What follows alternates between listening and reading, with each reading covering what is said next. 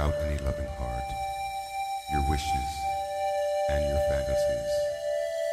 are all of what you've got.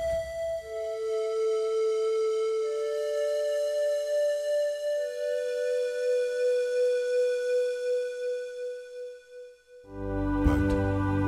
when you get together with someone, when you open up your heart, your soul, and your mind,